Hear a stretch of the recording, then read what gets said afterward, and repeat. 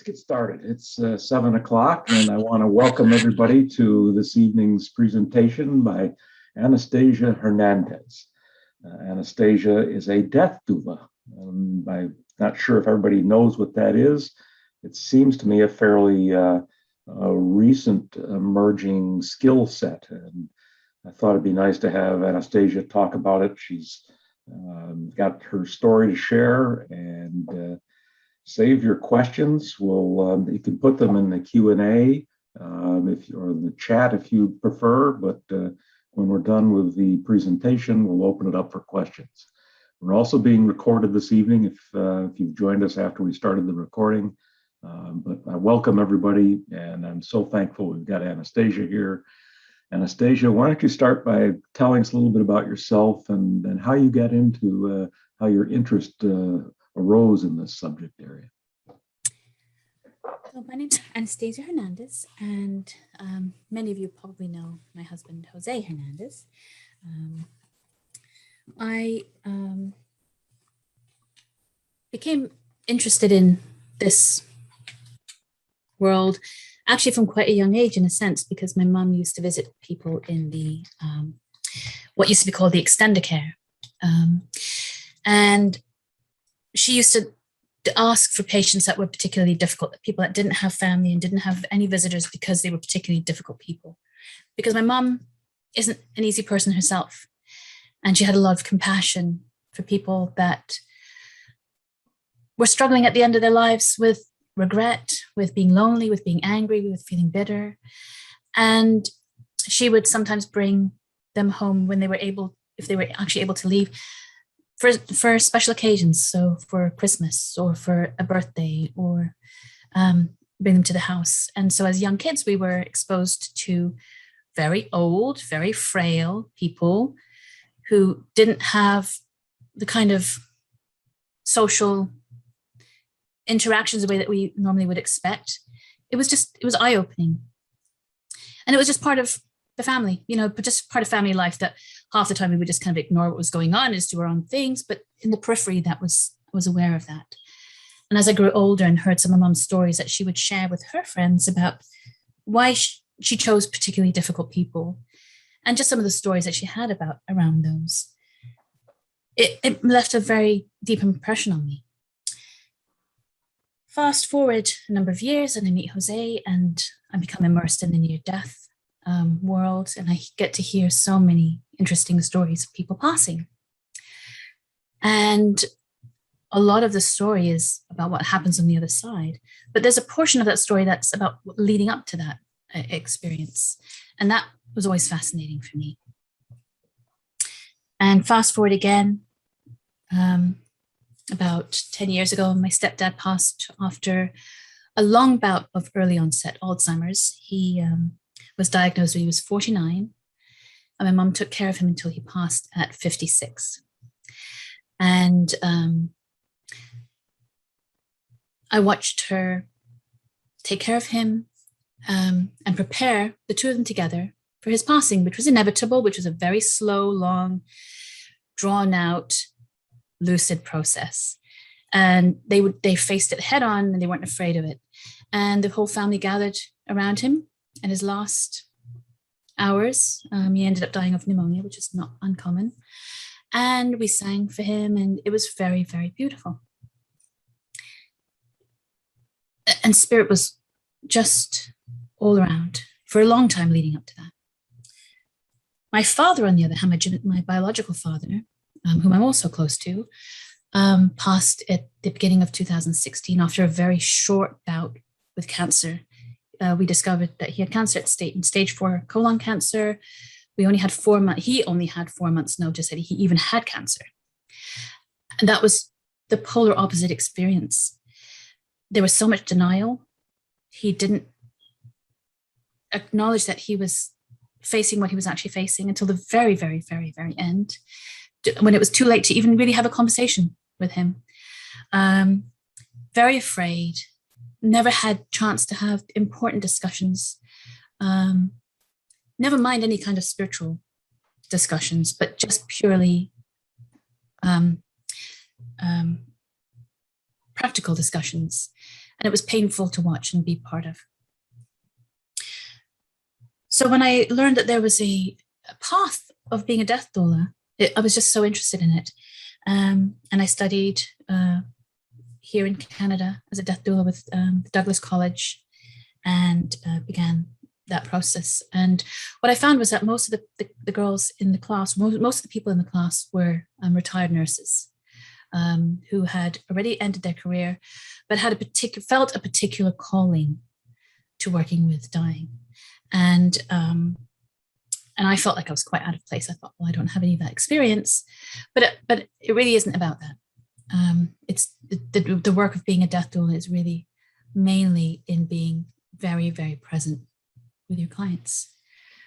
So that's a little bit about what drew me to this work.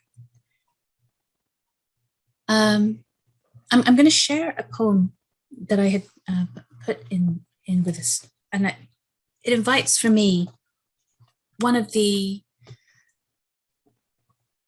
important questions that we have to ask ourselves as we live our daily normal lives. It's really learning to live with dying every day. And it's a poem by a woman who's writing about the death of her brother at age 28. The Last Time by Marie Howe. The last time we had dinner together in a restaurant with a white tablecloth, he leaned forward and took my two hands in his hands and said, "I'm going to die soon. I want you to know that." And I said, "I think I do know." And he said, "What surprises me is that you don't." And I said, "I do." And he said, "What?" And I said, "Know that you're going to die." And he said, "No, I mean, know that you are." And I think with a community of people that are into consciousness, it's not something that's completely out of the realm of the things that we think about, because we think about that often, where we are so interested in consciousness and what's beyond this life. And that's really, really wonderful. So I went into this death doula course. I'll be perfectly honest with you, thinking I was going to learn the practical kind of stuff that I needed to do the work, but I kind of had the rest of it well, I know about this, because I'd been so fascinated and asked so many questions and been so present to hear about the moments leading up to people who had passed, albeit that the fact that they had returned also. I was so unprepared for what I actually learned. Because I very much have always been so passionate about things to do with consciousness and what's the whole other side about, and all of the otherworldly and non-physical things, I'd completely missed the boat to a large degree. And one of the exercises that we had to do was go through a process of examining the different stages of end of life. And it was a process of losses. And I had never really wrapped my head around some of the little losses that we take, the little losses that we don't really think about that actually have such a huge impact. Even though I'd watched my stepdad give up all those little moments, over time with the Alzheimer's. And they're simple things, So I've spent so much time with the books that I love, and my bookshelves are filled with books about just near-death experiences and these wonderful things. And I've loved them, and I wouldn't trade them. But I never thought that one day, I'd never spent the time to think about the fact that one day it might be difficult for me to go outside. And then beyond that, one day it's going to be difficult for me to leave my bed to go to the bathroom. That one day I'm going to find it difficult to feed myself. And those are the things that I need to begin to think about and really recognize. Because that's life, that's living. It helps me to appreciate at profoundly a deep level a million little gifts that my every day is made of. So for me, the work of being a death doula is just an immense privilege. I've gone into the situations with my clients being absolutely grateful for the opportunity to have a client in this environment. It's very difficult to having a chance to go into any setting where you're working with older people that are vulnerable because of COVID. So I was lucky to have been invited personally into the specific client relationships that I have by an ex-nurse who's been a caregiver and invited me in personally. So I haven't had taken the usual route. Otherwise, I may not have even had the clients that I've had in the last little while. But I really feel that while I'm there to offer my presence, I'm conscious that I'm there to receive the presence of the person that I'm with. Like, I just don't think it's a coincidence or an accident. And I just feel really immensely privileged to have that opportunity. One of the pioneers in this field is Elizabeth Kubler-Ross, and she says the work of being a death doula is essentially just listening and being a witness to that person, because we don't have any answers really. We can share, our perspectives and help to guide them to a degree, but really a lot of it is listening. So the actual role of a death doula in Canada, at least, and I can only speak about it here, but I imagine it's probably the same everywhere, is we have two aspects of it. We've got the advanced care planning, which they really encourage people to participate in as early on as possible, hopefully long before you're worrying about end of life. And then the actual role of the death doula in working with somebody that's at end of life.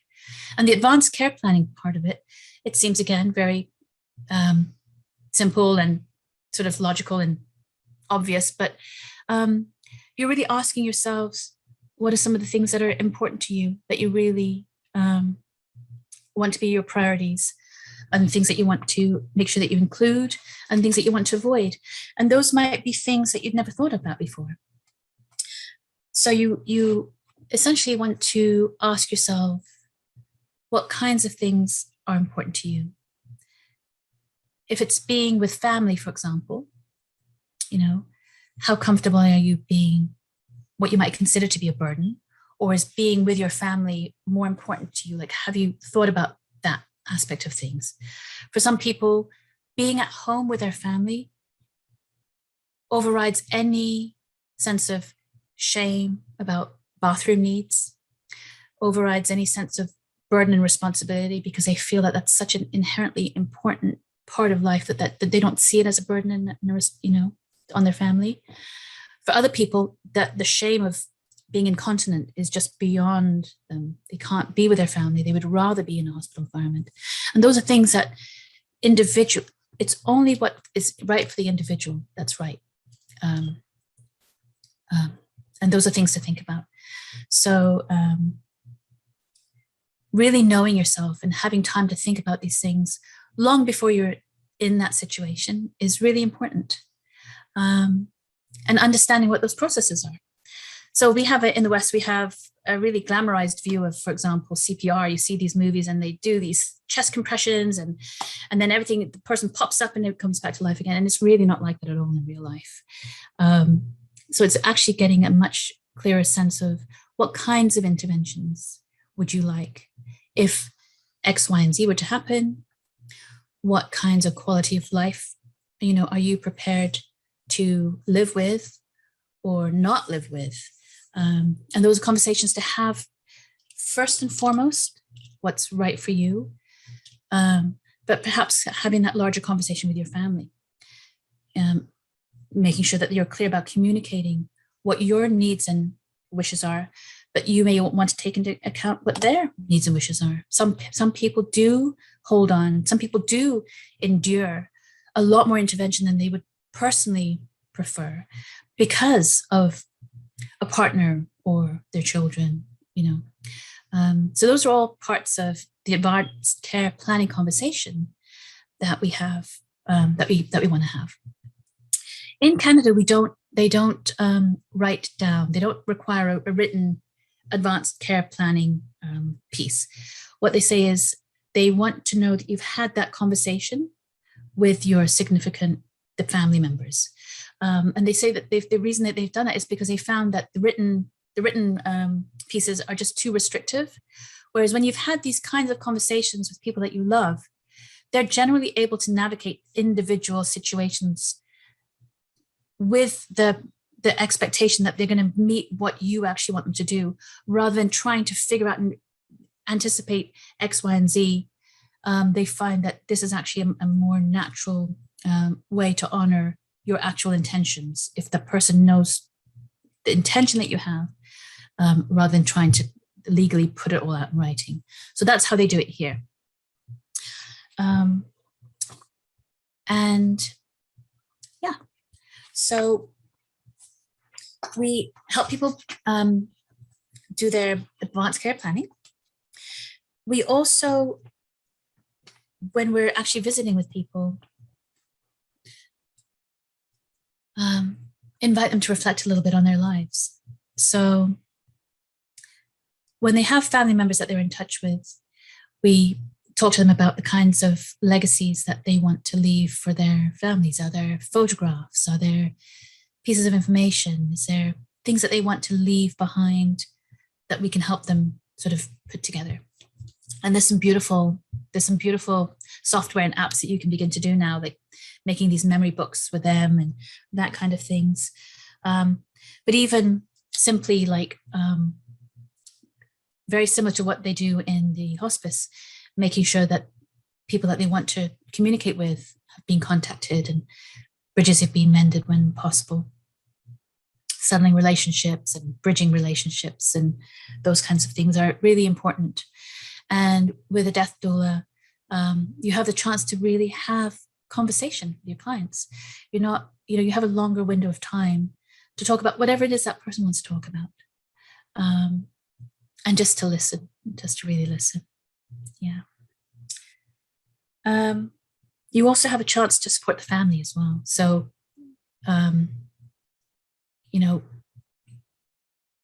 often the family, they sometimes don't know how to talk to the person that's dying.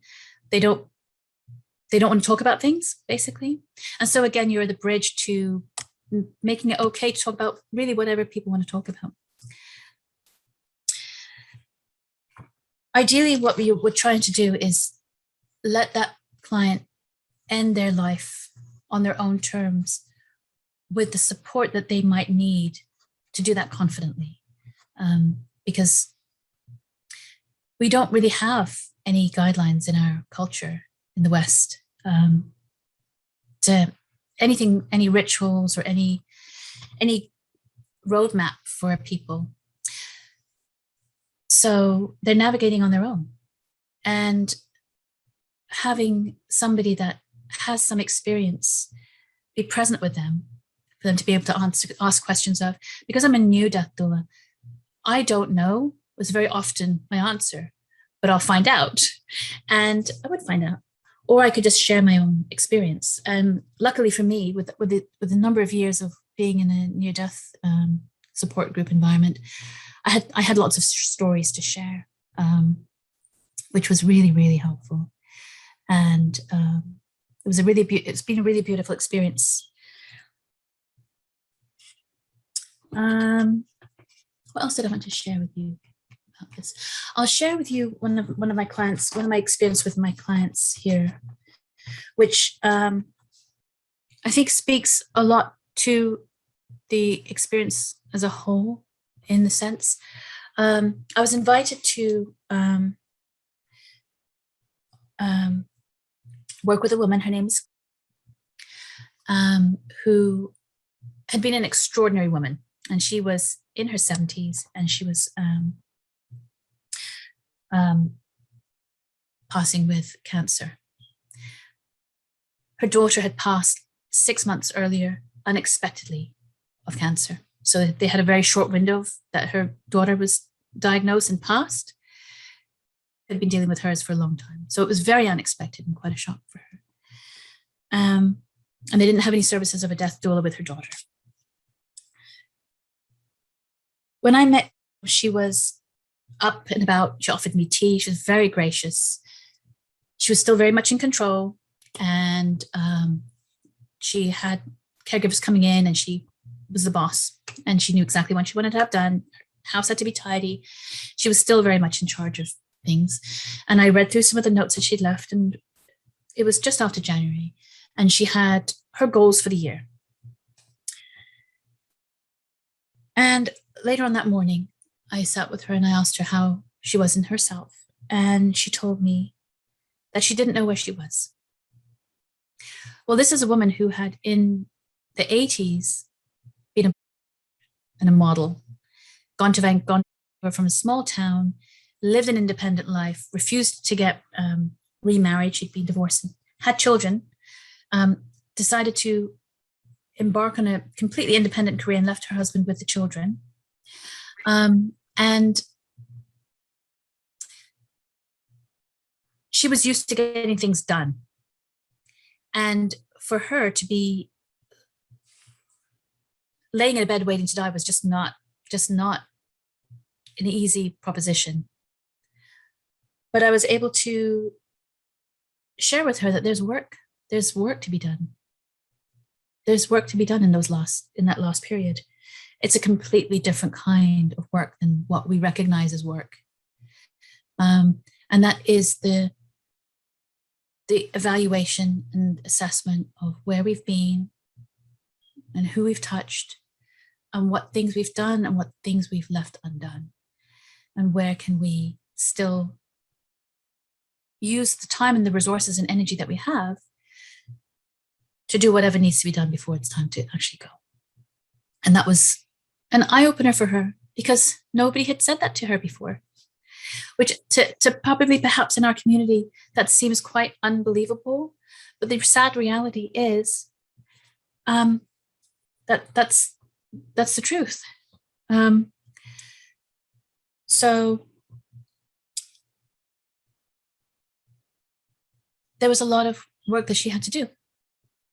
And I was with her while she did it.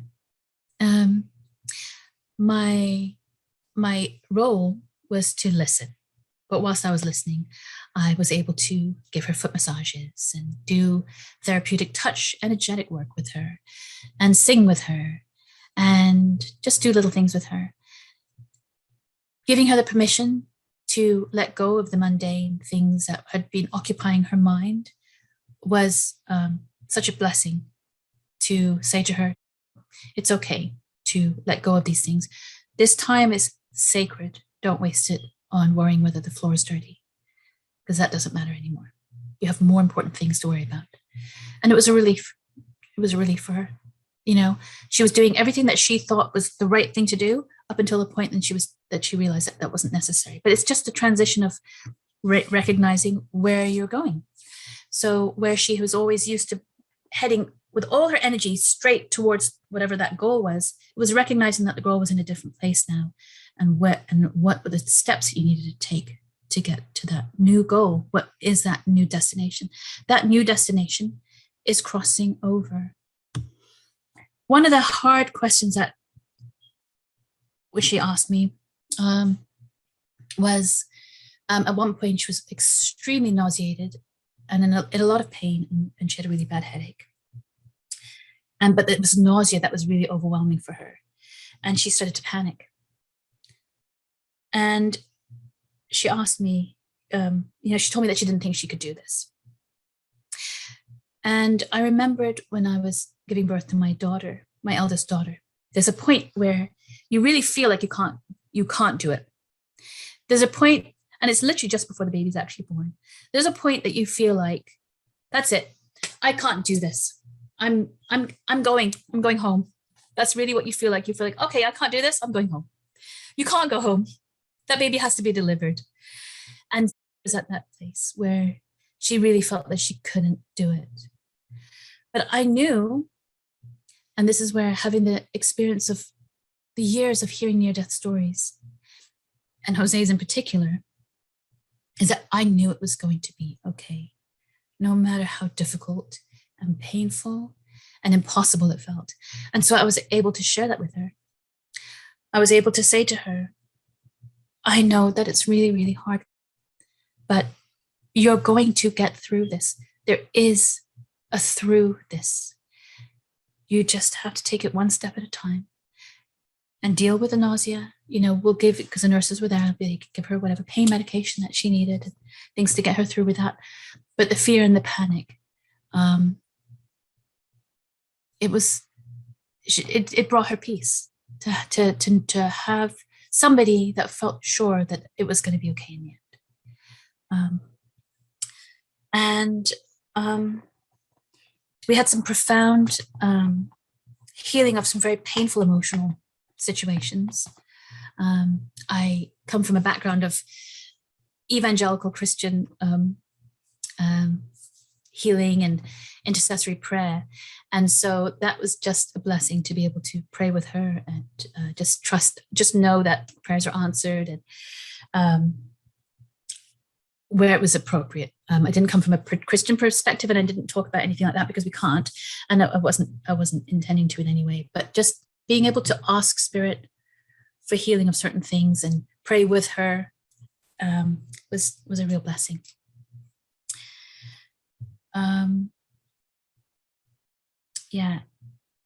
In one instance, we actually, in Canada, we have what's called medical assistance in dying, which is essentially euthanasia. And had earlier on had that conversation with her doctor that if at one point she wanted to avail herself of that she was lucid and requesting that, so that in the event that she decided that she did want that, she'd already requested it while she was lucid. So after visiting with her for a while, I began to see her deteriorating, and I really felt in myself that she was getting ready to go. So I asked her one day, has everything been done? Do you feel like you've had the conversations that you need to? And she said yes. And I said, is there anybody that you still want to speak to? And she said, my brothers. And she'd been in touch with her brothers, but one of them she wasn't that close to. So the brother that had actually asked me to do the work asked me to come. I spoke with him and I said, I think she needs to spend this weekend with you, if it's possible, to kind of be here as much as you can with your other brother and just be with her. I said, sit on the floor next to her if you can, so you're as close as you can, hold her hand, talk if you can, if you can't, if there's nothing to say, just to be with her. And they did that. And that was on the Friday. On the Saturday, I had a phone call to say that she had requested medical assistance in dying for Monday. So I rearranged my schedule to be there the whole day on Monday. And I got there expecting to be at peace. I figured that she told me what she needed. She'd obviously had her experience with her brothers. She must have made her peace, because in the evening on Saturday, they called medical assistance in dying, and she'd made that was it. I got there on Monday, and it was like night and day. When I'd seen her on the Friday, she was still sitting upright. She was breathing okay. When I got there on Monday, her breathing had changed completely. And she was ready to pass. But I couldn't, there was something that was still not quite right. And I spent the morning in the room with her. And after a while, I came out to her brother and I said, it doesn't feel to be at peace. did both of your brothers, did you guys both, were you here? And blah, blah, blah. And he said, yes. And I said, I just feel like there's something that's left undone. And she said, well, what about her son? And I said, what son? And he said, oh, didn't anybody tell you? She has a son that she's estranged from, and she has grandchildren. And I said, oh, no, nobody's told me. So her ex-husband was coming that day. And we'd had a beautiful reunion with her ex-husband earlier on in one of the visits, which was absolutely amazing. And so he came that day to say goodbye, and she didn't want to see him. So I thought, okay. When he got to the door, the brother went to the front door and said, can we, she doesn't want to, I'm sorry, she doesn't want to see you. So I asked the ex-husband if he would mind, if he would be willing to pray with us, to pray with us in the kitchen on his behalf. And he said he was. And so we did that. The daughter's wife was there. The brother was there. I was there on behalf, and the ex-husband was there. And I was able to do an intercessory prayer to help let go of the regret and the pain that she was experiencing from her life. And it was really powerful. And as he was getting ready to leave, the ex-husband was getting ready to leave, called him into the room with her. And so they spent several hours in there together. And then he left. And the medical assistance and dying team came not long after that. And she had a beautiful passing.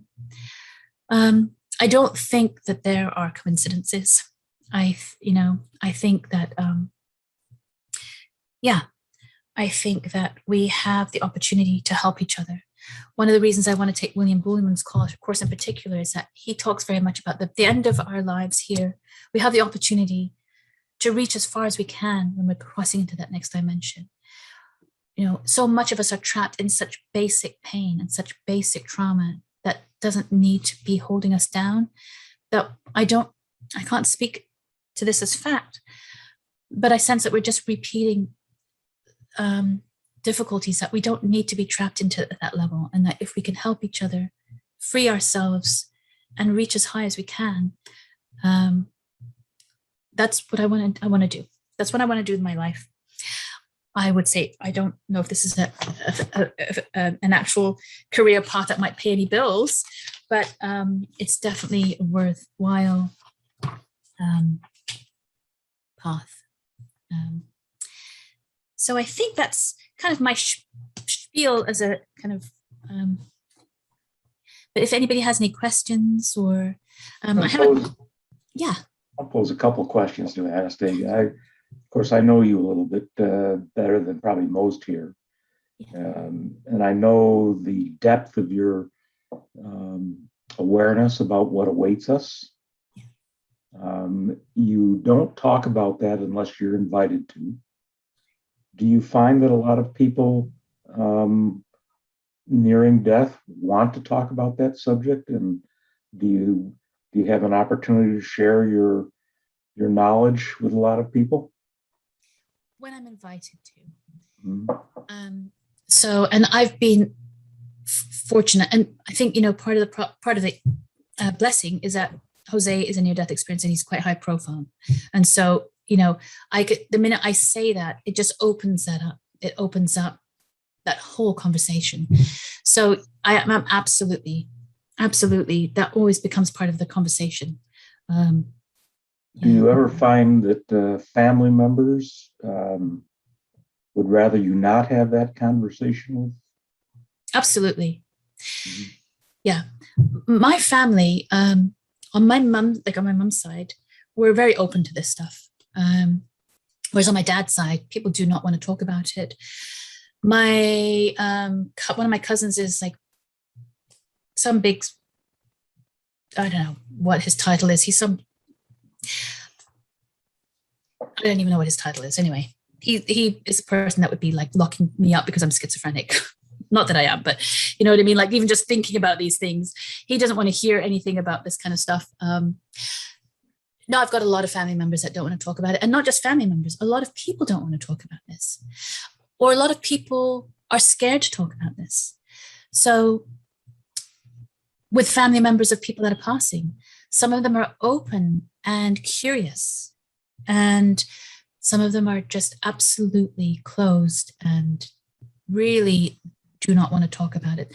Some people feel very, very on guard because they know that it's a vulnerable time.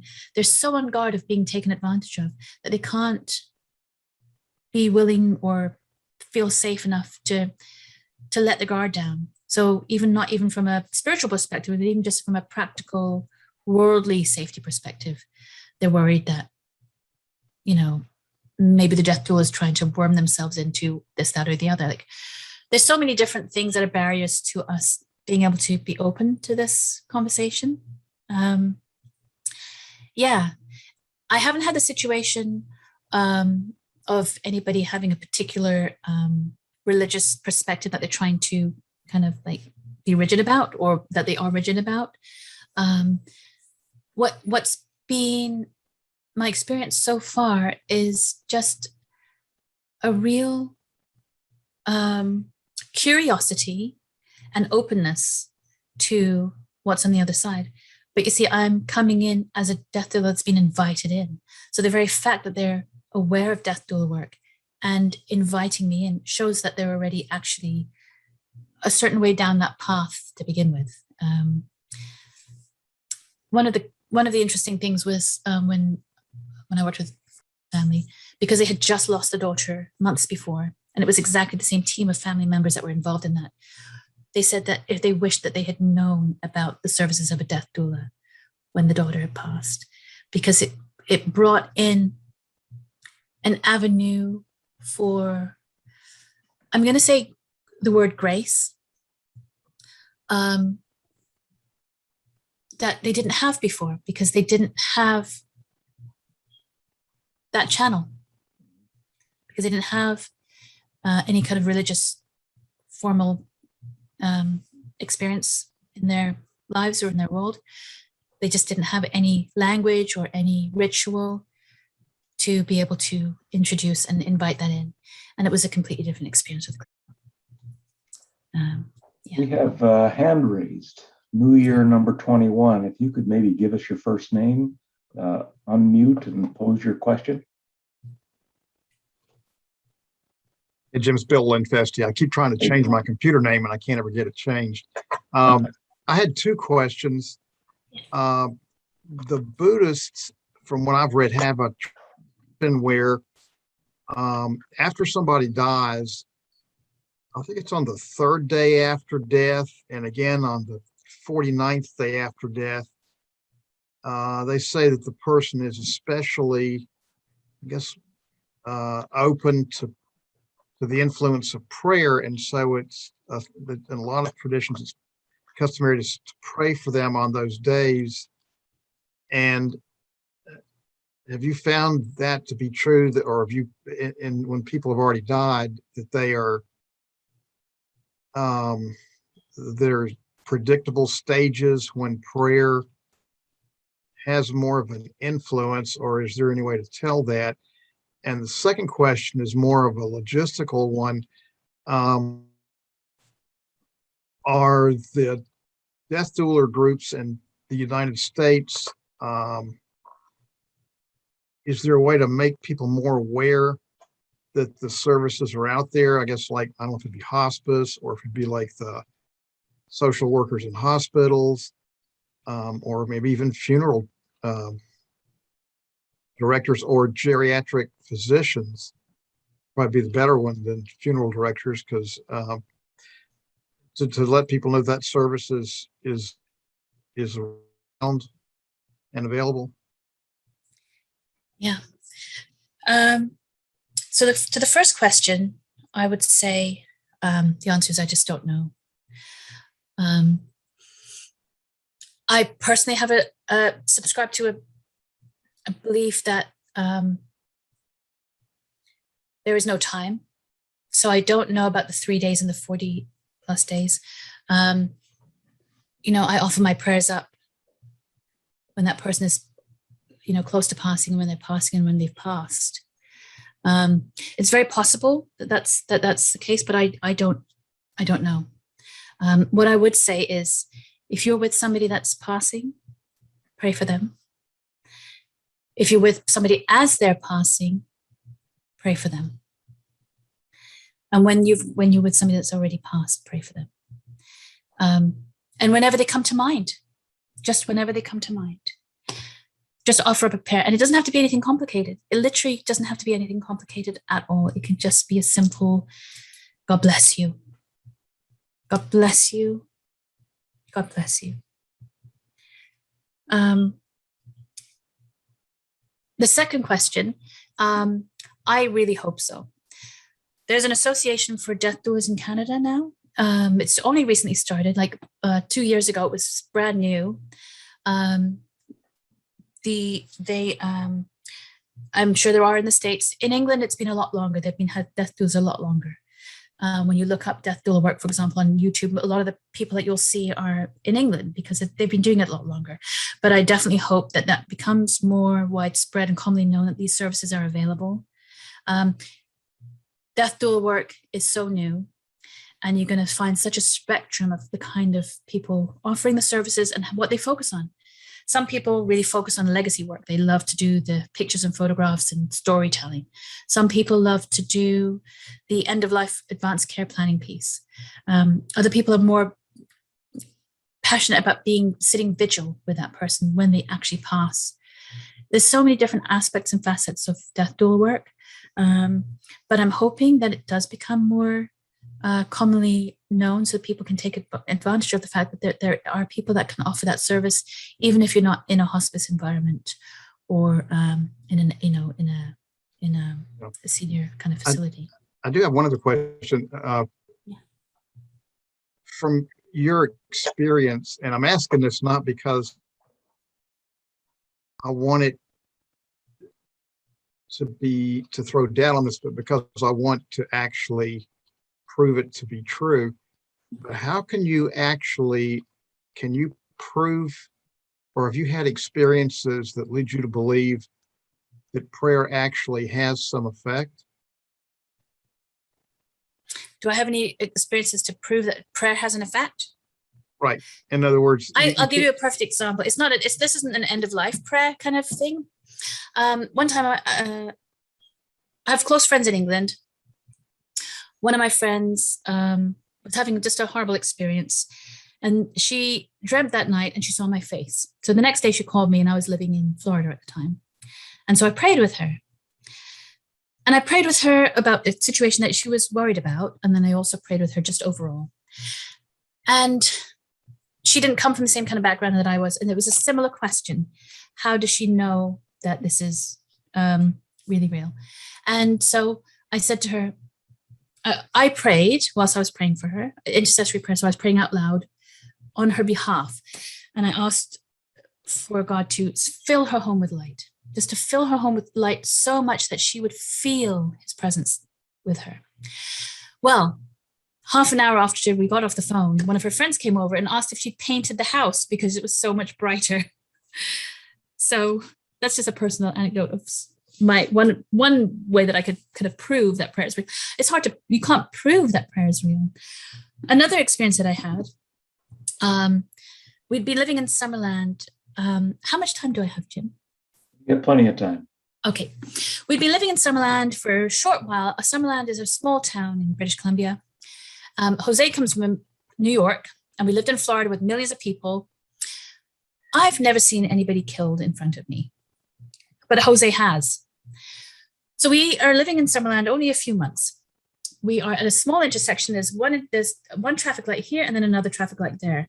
There's only space for 2 or 3 cars, well, maybe 4 or 5 cars in between the 2 traffic lights because it's just that crazy little intersection.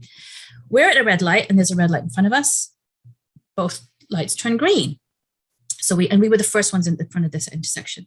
So we pull up behind the cars in front of us, expecting them to go, but they're not going.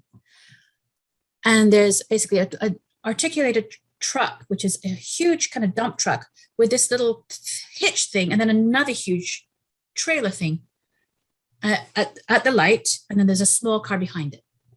So we pull up to behind the small car, expecting it to go, and it's not going. Suddenly the small car zips off to the side and just disappears down a thing. And then we slowly creep up to the truck. which isn't moving. And then we noticed something on the ground. And I said to Joe, what is that? And Jose just stops the car and he says, I think somebody's been injured. Gabrielle, our little one, was in the back of the car. So he gets out of the car. The truck driver's on the side of the road on his phone. The people on the pavement are standing there like this. Nobody is next to the person. So Joe gets out. He touches the person and just stays with him. Well, he comes to the car and says to me that, this person. So I got out, took the car out of the road, parked it whilst the police came, blah, blah, blah. The person had been killed instantly because when Joe got to him, and it was only just happened right in front of us, he'd already passed because he'd been hit with this huge vehicle. But Joe stayed with him and until the police came and just held him, essentially. I have been one of those people that I always pray when I even see an ambulance. If I see an ambulance with the lights on, I'm praying for them. I pray for the person that's in the ambulance or whoever they're going to, that's been in the accident or whoever's ill. But I also pray for their families because somebody they love is injured or hurting or something's not right. And so I pray for the person and I pray for their families. If I see anything like that, it didn't even occur to me to pray at this particular moment because I was so panicked about this person that had just died right next to us and my little one was in the car. So it didn't even occur to me. Anyway, fast forward, I got a year and a half. We're late for a meeting. Jose popped in to go do something and I'm waiting in the car. We're late for a meeting. He's not coming out. Suddenly, this person pops into my mind. And literally, I remember, it's like a voice says to me, you didn't pray for him. And I was like, I didn't pray for him. Why didn't I pray for him? And I was like, well, why didn't I pray for him? How's that possible? I didn't pray for him. And I thought, oh yeah, I remember. I was trying to get the car out of the intersection and Gabrielle was in the car and that's where my mind was. And I was like, oh yeah, that's right. But for some reason, I just was like, oh, I didn't pray for him. Well, after about 10 minutes or so, I go into the building that Jose's in because he's supposed to be coming out. We're already late for this meeting. And Jose, as I walk in, I said, Joe, we're late. And he goes, Anastasia, guess who this is? And Joe meets everybody, he has to talk to everybody. So I smile and I'm like, okay, who is this now? And he said, and it was a person who had been killed on the road. This is his wife. And I was like, wow. And she was so happy to meet Joe and learn that her husband hadn't suffered, to tell us about him, and he was right there. That's why he had come to me, my mind in the car, to tell me that I hadn't prayed for him. It wasn't telling me in condemnation that I hadn't prayed for him. I think what it was telling me was all my prayers are heard. Every time I pray for an ambulance, it matters because it counted that I didn't pray. It wasn't a condemnation that I didn't pray. It made a difference that I didn't pray. It's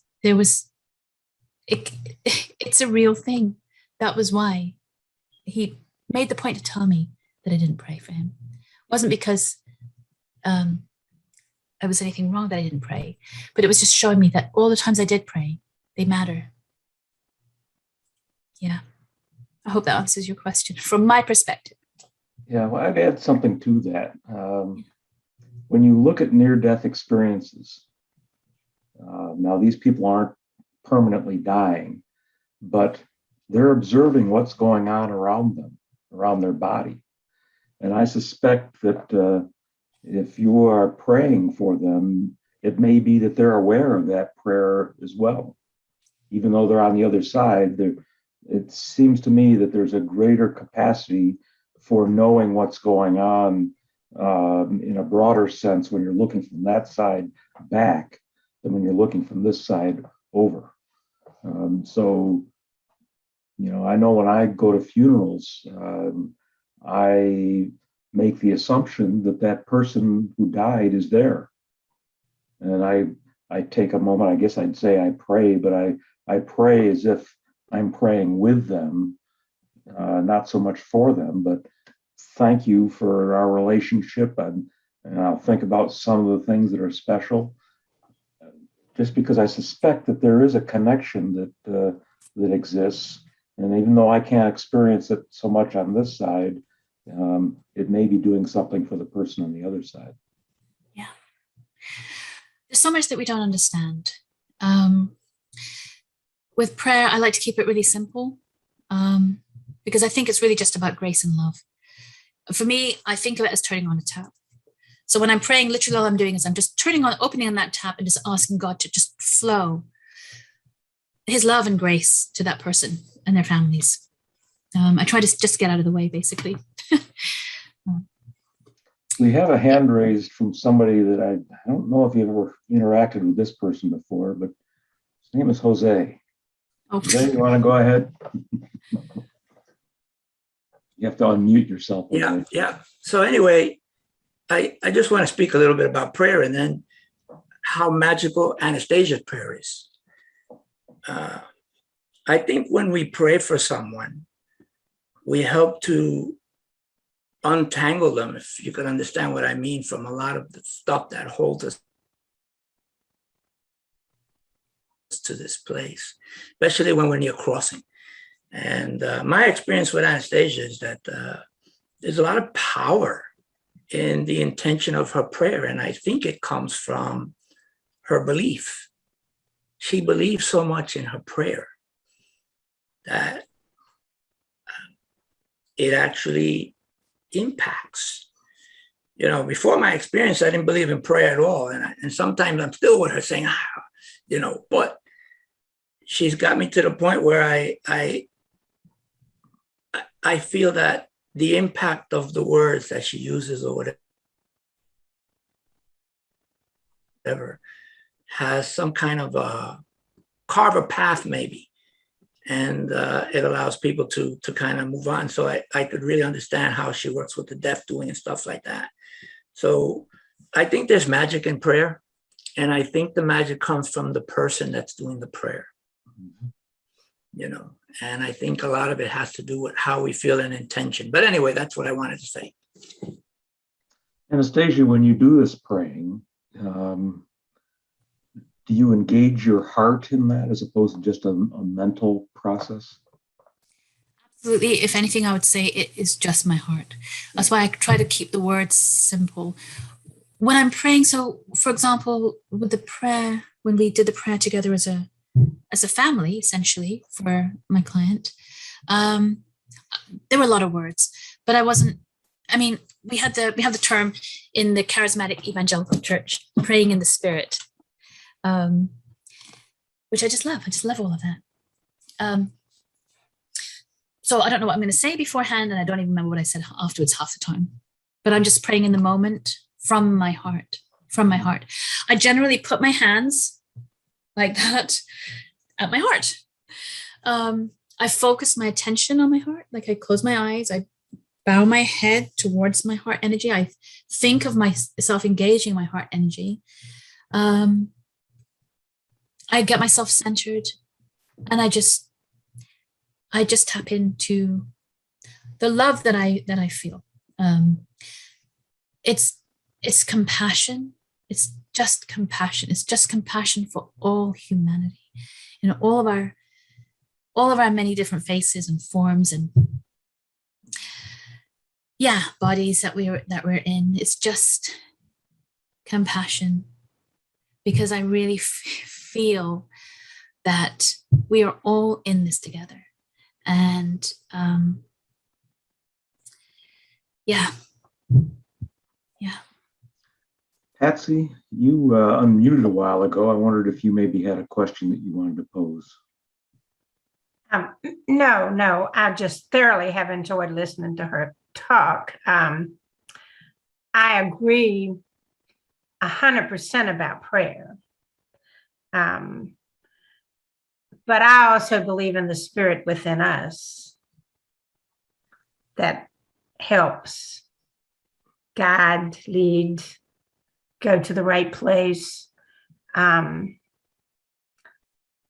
a retired RN, and I wished I had known a lot of what I've learned in the past 3 years when I was a working RN, because I was with a lot of people that passed in my younger career.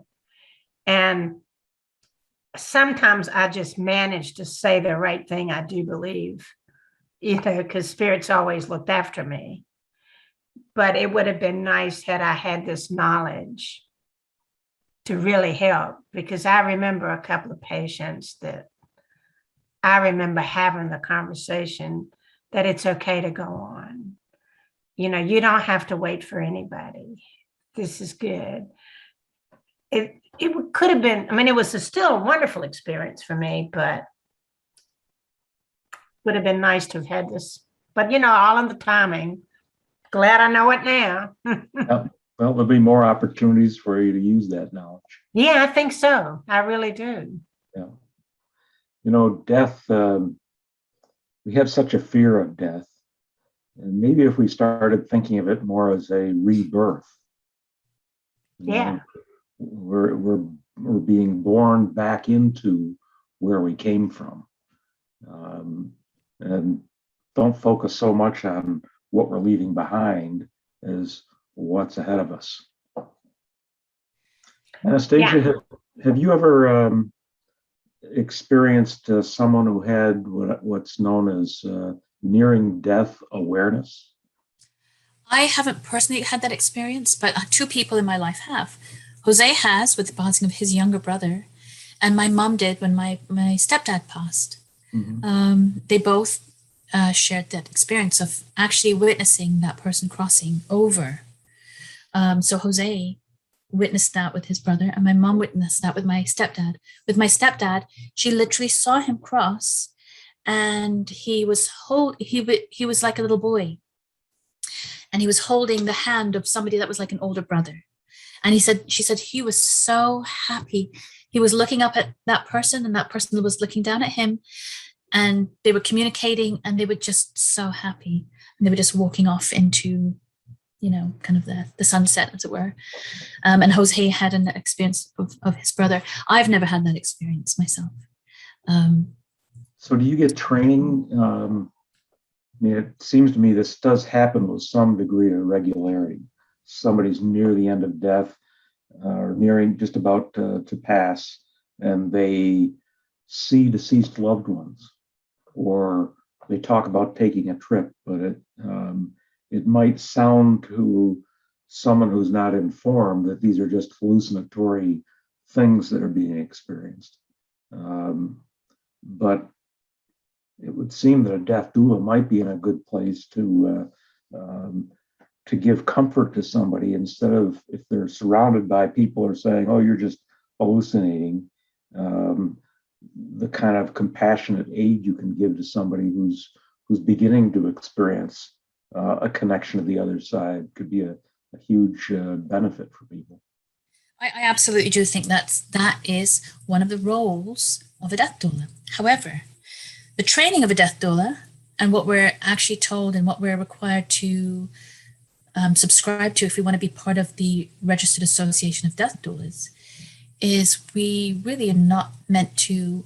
That whole piece of speaking about spirit and stuff is almost not talked about. It's discouraged. And when we were taught about it, and somebody asked the teacher directly whether they were allowed to talk about it, she skirted around it as best as she could, but really the answer was no. However, I couldn't do this work if I can't speak about my own experiences. Saying that, that's the worst place in the world to be proselytizing. So it's a very difficult place to navigate ethically in terms of, what's the role of a doula? Because people are very vulnerable, and there's some of the dogma of some of the religions is so horrendous that that's the last place you want to be telling somebody that they're going to die because they've gone to, they're going to go to hell because of sins. I mean, that's just the worst thing in the world. So it's a very tricky, difficult place to navigate. I say that, I would hope that all death doulas that choose to be death doulas are coming to that profession from the right perspective. But the reality is, people believe that they have the answers, and sometimes they really genuinely believe that nobody's doing these things because they want to harm. They want to save souls.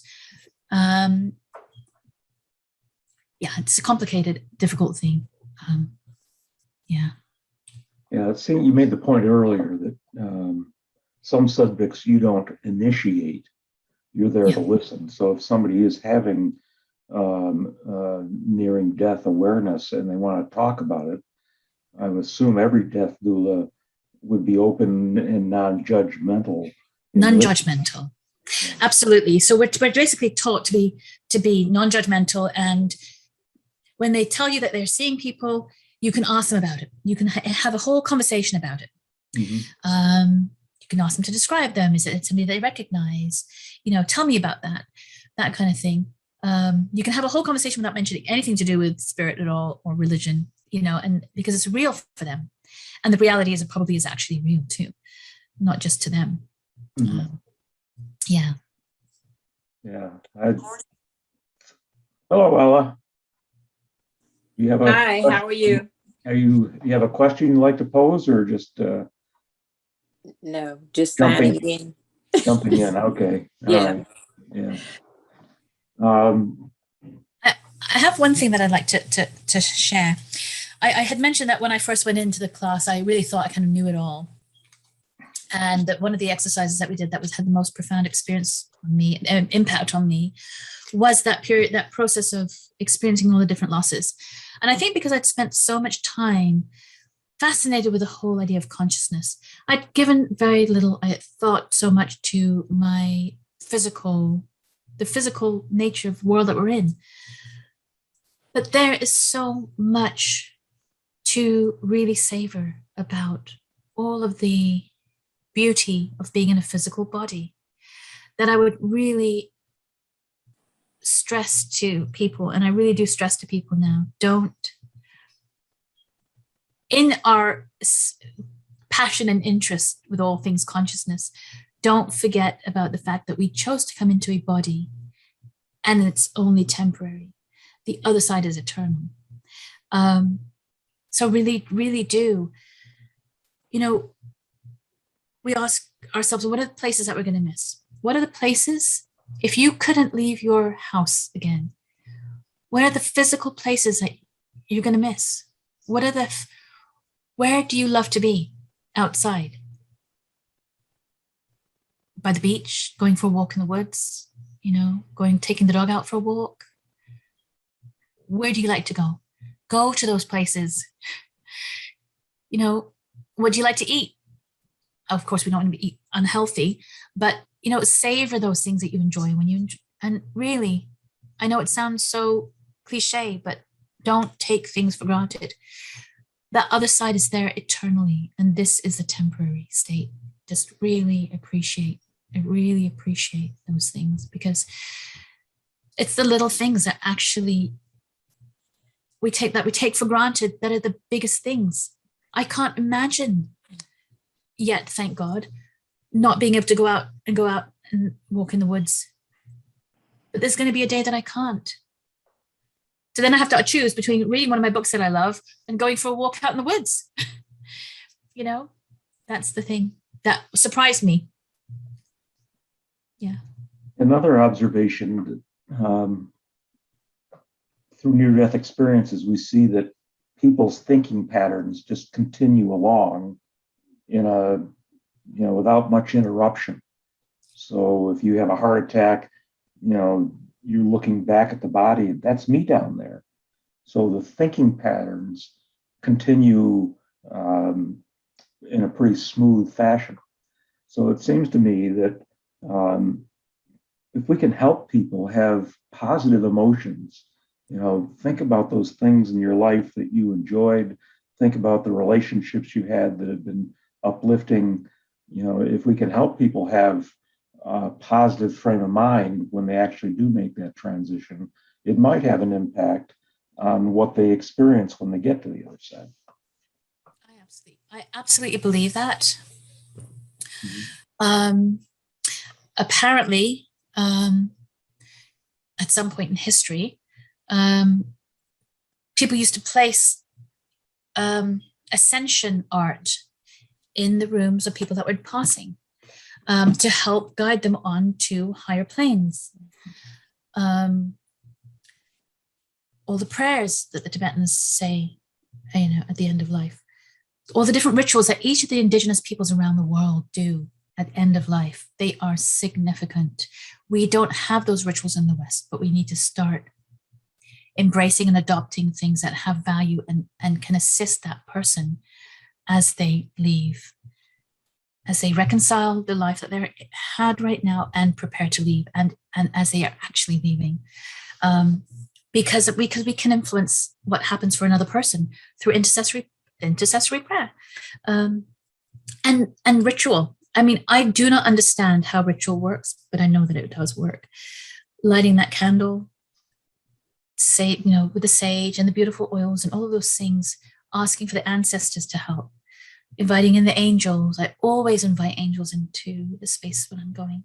Whenever I'm going to visit, on the way that I'm on my way to my client, however long that commute is, I'm praying for God to fill me, for the angels to be in that space to help them, and inviting that person's ancestors and inviting that person's helping spirits, all the help that we can get. I'm calling on that and asking for that. It might sound crazy, but I believe it. So, yeah. Bill, you want to pose another question? Yeah, and I had a situation last Sunday. I was in church, and the minister said he was in real pain because he'd had a really splitting headache all night. He said, "I hope I can get through the next couple hours." And so I spent the rest of the service. I would do like 2 and 3 minute prayers for him, and I came away thinking, I'm not sure if it did him any good at all, but I know it did some good for me in that I was, you know, I reoriented my, you know, the direction of my, you know, thoughts and the way I was trying to live. And I guess the question I've got is, you think the effectiveness of our prayers is dependent in some degree to the level of our spiritual development? That's an interesting question. I'm going to say no. That's just my opinion. I'm going to say no. I'm going to say the very fact that you said the prayer is God's grace. Nothing's an accident. If you said the words and they came out of your mouth, it has meaning and it has value. You may not have faith, but you know, we don't always have faith. There's every one of us that walks the dark night of the soul at one point in our lives. And God doesn't just abandon us when we don't believe. You know, Patsy put it beautifully, is that we have the Spirit of God in us. You know, we just are, we are God. We are a facet of God. So even if we don't have the belief, we don't have the faith mentally, that we can't recognize it, the fact is that we are saying the words and we're God. And they have value. So I do believe it. Yeah. I don't think the person's spiritual evolution actually, I don't think that's really a thing personally. It's an illusion. It's a thing in maybe at one level, but in reality, it isn't really a thing. Does that make sense? Or is that really badly? Yeah, I guess I'm thinking of these, you know, like the movies like that combine, you know, some mystic stuff like Star Wars and that kind of stuff, where the more developed the person is, the more power he's able to call up. I see what you mean. You know, and so it's like a, you know, magician or something, or somebody who's an adept, and that's the model I'm using. But that's, you know, that's Hollywood. So I think I know what you mean. Do you mean like, so for example, when somebody's praying, like with like a healing prayer, like how come is it that some people can say a prayer for healing and their prayers are heard, and another person that doesn't have the same spiritual power, theirs aren't Yeah. heard? That's what I'm asking.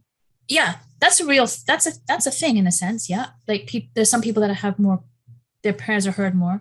I think it has to do with the resistance that we have in ourselves, essentially. Like I think there's just a lot of resistance in our own selves to allowing that to actually be. Yeah. I think there is some form of energy associated with prayers. And the activation, and this is just a theory on my part, how much of that energy you can activate depends a little bit on how you go about praying. A prayer that is, Lord, I pray this person doesn't die because I miss him so much, is not as powerful a prayer as, Lord, your will be done. And then you center yourself on your heart. The energy you're putting out, it's not an intellectual energy. It's an emotional energy. So I think there's a lot of research that could be done to explore that. Are there different types of prayer that are more likely to be effective? Can you cause seedlings to grow faster with some types of prayers as opposed to others? It might be interesting to look into that type of thing. Apparently, when you pray and you release the expectation of the outcome, that has a lot of influence on how effective the prayer is. Apparently, yeah. I think when you said earlier, Anastasia, that the way you pray is you bring your awareness down to your heart. Yeah. And there's a lot of research that shows there is heart energy, that there's a field of energy generated by the heart. I remember going to some matrix energetics, a weekend course and healing through matrix energetics. And they would say, drop your awareness down out of your head and bring it to a lower place. So I think there's something to be said for the heart area being a focal point.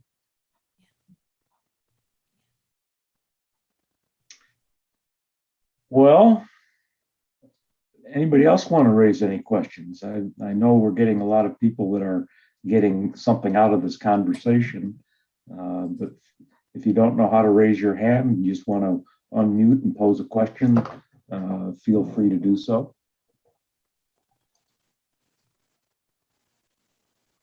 The name of the course that you are getting ready to take, can you say the person's name again? Oh, his name is William Buhlman. Buhlman? B-U-H. Yeah, I'll put it in the chat. Okay. Let's see if I can get in there.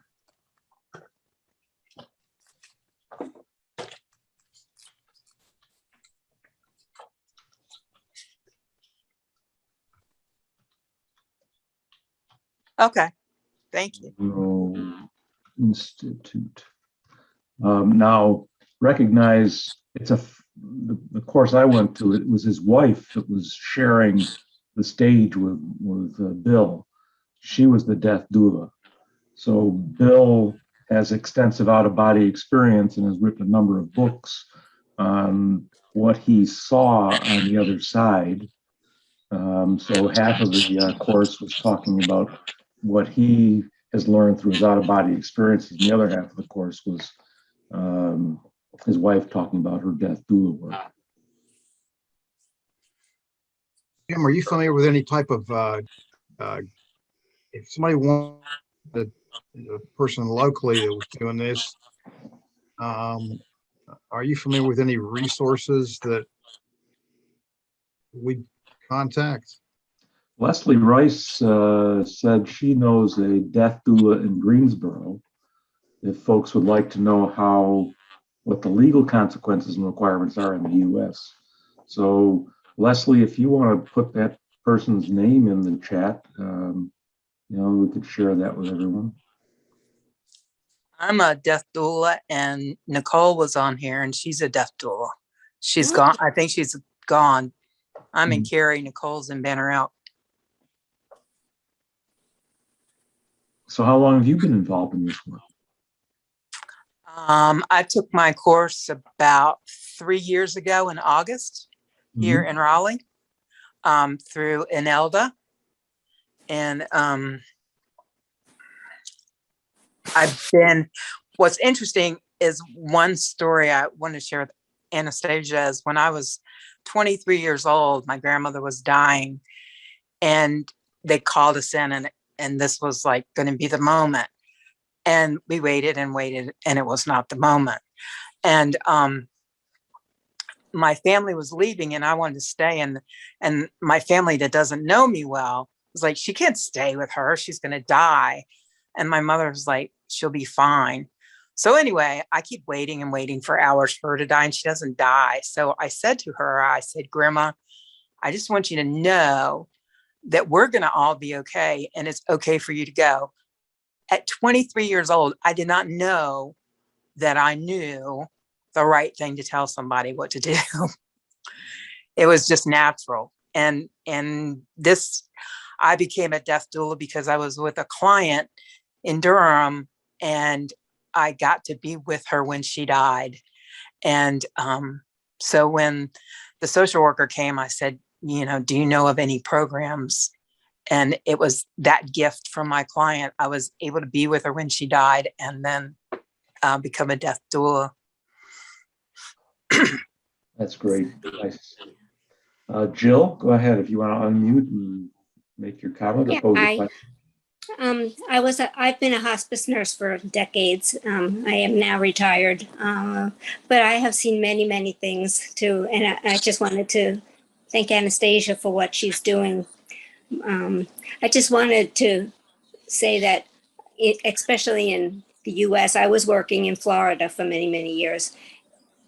The way a person prays at the bedside is very important to the effect of, it has to do with the patient's religion. For instance, me particularly wouldn't want evangelical type of prayer because I'm not Christian.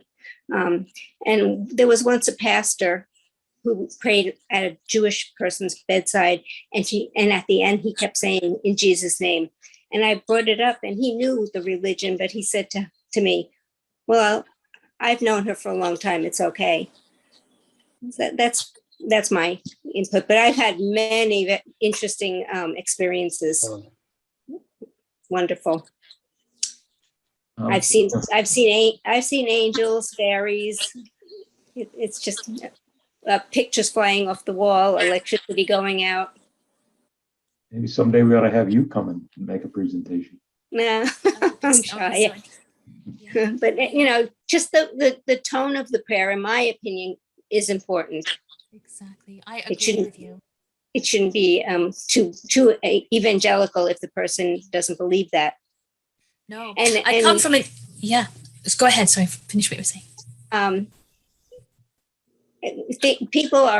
I think that people lately are really changing spiritually. They're becoming more conscious, and I believe that there's many prophets or paths or gurus or whatever. So that's it. That was just my thought. I totally agree with you. I didn't grow up with any kind of religion when I was growing up, and then when I was just after I had my first daughter, I discovered a charismatic evangelical church, and I was in there for about 3 or 4 years, and I just fell in love with what I discovered there. But I couldn't stay in the end because of the dogma, but I knew that the things that I had discovered were real.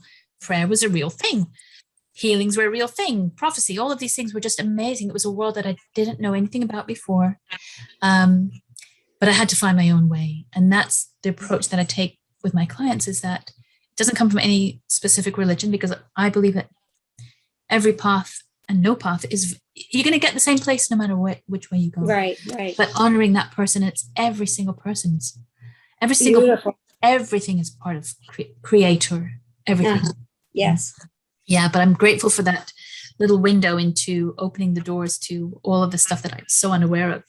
Mhm. Very, very amazing. Thank you so much for what you do. Thank you for what you've been doing. And Patsy, all of the nurses, I think nurses are absolute angels.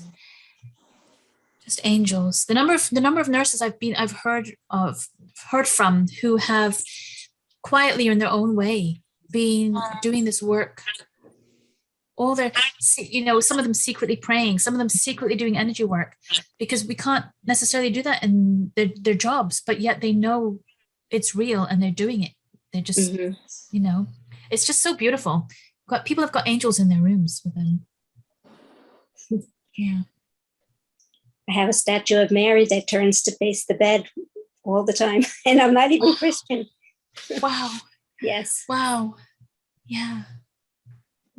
The world is a strange place, and if we just open ourselves up and take note of these things, I think we would greatly benefit from it. Yes. I live in South Carolina in the Low Country, and there's quite a few doulas, death doulas here, just so if anybody needs to know about that. That's great. Thank you so much.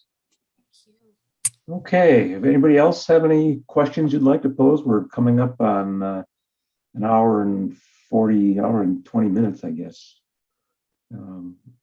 If anybody else would like to pose a question, now's the time to do it.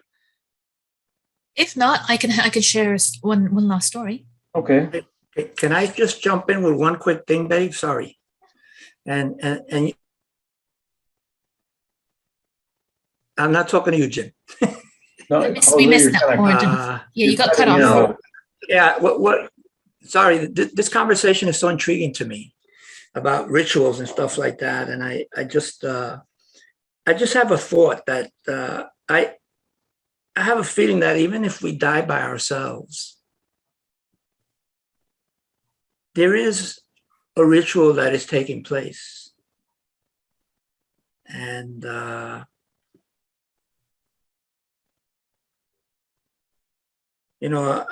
think it's part of the way to move from one place to another. And whether the words are said or unsaid, or the thoughts are thought, or just something way back in your head somewhere. But I think we never die alone. And I think there's always some form of ritual that takes place. And it's what allows us to say, okay, it's okay to die. And to move on. Anyway, that's just what I wanted to say, because I found it really intriguing, the conversation about rituals and religion and all that. And I think it becomes very fundamental. It doesn't matter. I think it's just the intention, and if the intention is good, then, it brings us peace. I mean, you're right. I think you're absolutely right. I don't know what the percentage is, but people generally die at night and they are alone, yeah. And we have to trust that. I couldn't hear you. Yeah, Anastasia, can you sit a little closer to your microphone? Oh, yeah. I said the majority of people die at night and they are alone. You're right that they're not alone because they have people that come to meet them. Mm-hmm. But having a death doula or another person there with you praying isn't the norm. Yeah. All right, Anastasia, you want to wrap it up with the last anecdote? Yeah. The last anecdote really was just one of my mum's people that she used to visit, this really, really grumpy old man who didn't have any family, or he had family, but he was completely estranged from them. I just refused to reconcile with them before he passed. He was just really grumpy. Didn't want any visitors. He didn't want any visitors. But Mum asked if he would visit, and he said, well, if she wants to come in his room, she can, but he's not going to talk to her. So she said, well, if you're sure you don't mind me being here, I'll come and visit with you. And she would bring her knitting because she used to like to knit in those days. And so she would just sit there and knit with him whilst he was sitting in his bed, and she would just knit. But after a while, he began to look for her, and she'd visit him for a long time and then he started to talk to her. And then eventually he came to visit, and he was one of the people that used to come visit, was this man that didn't want any visitors. And but because my mom has been quite a difficult person herself a lot of times, and because she's found it hard to forgive herself for mistakes that she's made and stuff. She really had a lot of compassion for people that were difficult and people that were alone and people that couldn't forgive themselves. And that just had such a profound effect on me that I just had to share that. Yeah. Anastasia, thanks very much for sharing your story tonight. I'm happy that we have some other doulas among us that Yes. can ratify the importance of this work. Yes. It's a calling. I think I'd like to see it expand. If we become more aware of this, maybe that would contribute to letting go of this fear of death, and we could have more positive experiences. So thank you for sharing. I will make an announcement. Mark, or Leslie, would you like to speak up about our open spirituality initiative? What? Well, thank you, Jim. And Leslie, you can speak up too. I just wanted to say we posted on the meetup.com groups an invitation for you to join our very first Open Space Spirituality Conference. And what we're trying to do is to get groups that don't normally speak with each other to have conversations and to raise awareness for what different groups feel, believe, and understand, and help people just to really become a better group, a bigger group, where everyone is more aware of what each person is thinking and doing. Our first conference is going to be on Saturday, October 9th? Yep. And yes, it's at 10 a.m. Eastern Standard. At 10 a.m. Eastern Time.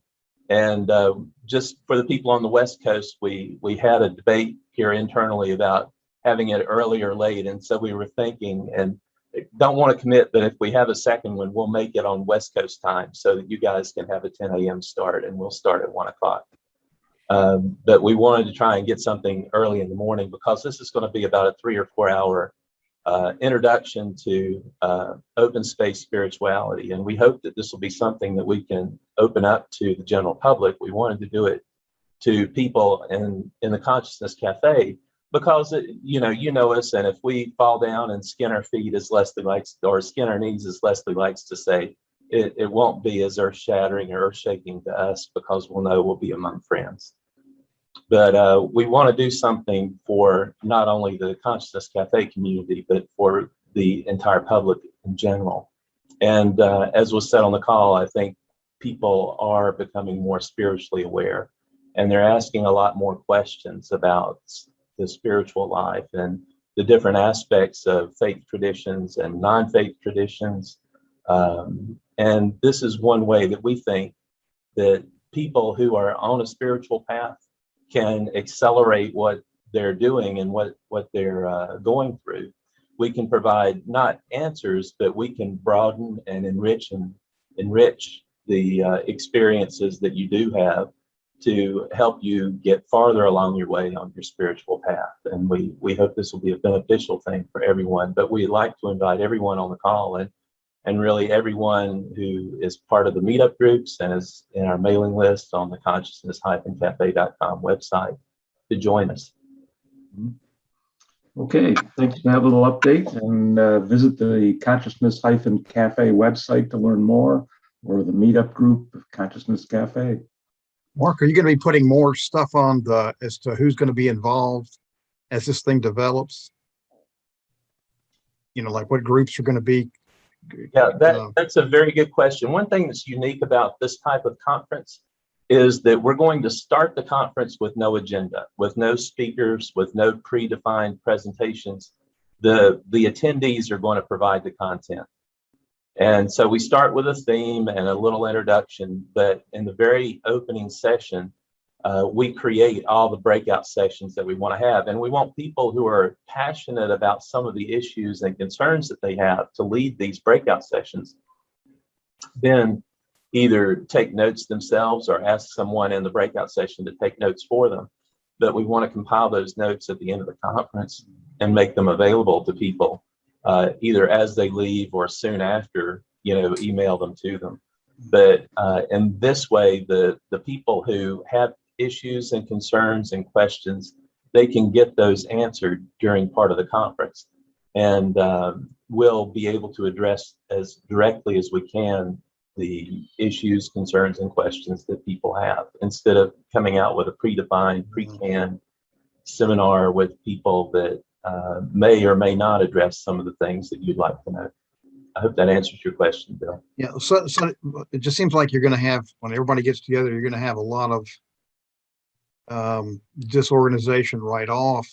Would it work to people send in their the RSVP thing to say, I would like to discuss this particular issue, and you could